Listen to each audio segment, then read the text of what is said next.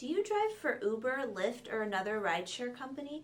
This video is going to teach you how to go home with more money every single time you're on the road. With more and more rideshare drivers out there, it can be difficult to get enough rides and to receive tips from customers. I'm Priyanka Prakash, financial expert at Fundera. I spoke to rideshare drivers across the country about their proven methods to maximize earnings and tips. Here's what they had to share. Tip number 1 is to know your city.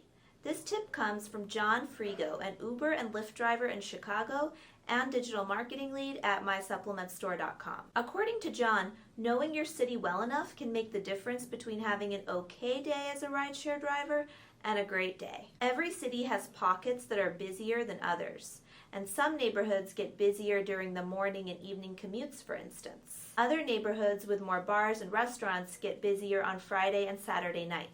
Knowing this type of information for your city can be really important. John also points out that you should keep tabs on your city's events and convention schedule. Hanging out near a convention center or event can be a great way to catch high-paying rides back to the outer residential areas. However, it's important to know what time these conventions start and end, as nobody is typically leaving in the middle of an event. Knowing the city well also means knowing your way around the city. For example, some streets might be notorious for traffic jams, or there might be street closures on certain days. Avoiding those streets can lead to faster pickups and drop-offs, more rides, and better tips. Tip number 2 is to engage out-of-towners. Thanks to Chris Tepedino for this tip. Chris is an Uber and Lyft driver in Memphis and an insurance specialist at CarInsuranceComparison.com. Not every rider that you pick up is going to be a local. In fact, if you hang out near sightseeing spots or special events, chances are good that a significant share of your customers will be from out of town. A good way to engage with these riders, if they're in the mood for conversation, is to suggest restaurants and fun ways to enjoy the city. Even small things can influence the environment, like playing jazz music if you drive in New Orleans. This can be memorable for visitors and lead to better tips. Chris drives in Memphis and plays blues music in his car often.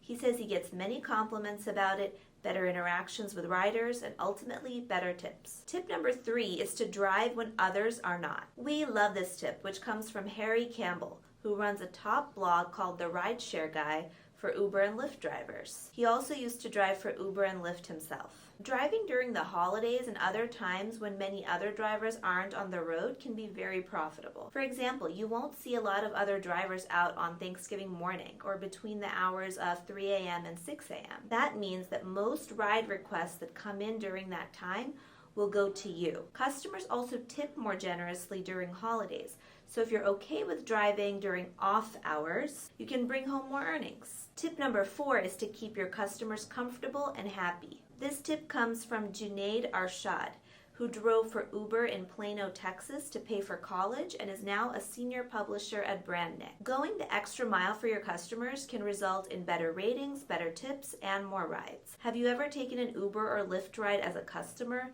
only to wish that the driver would do a little less talking or turn up the air conditioner? Getting a better feel for what each rider wants can help you become a better driver. Some customers really like to chat with their drivers, while others prefer more solitude. Some customers like the music on and others don't. Take a few minutes to evaluate each rider's mood and communication preferences. For example, if someone is in the car with their family member or friend, they'll probably want to spend more time talking to them and less to you. In addition, offering bottled water, snacks, phone chargers, and other amenities in your car can lead to better tips. Junaid subscribed to a service called Cargo Box, which helps drivers get better ratings and tips by selling snacks to riders.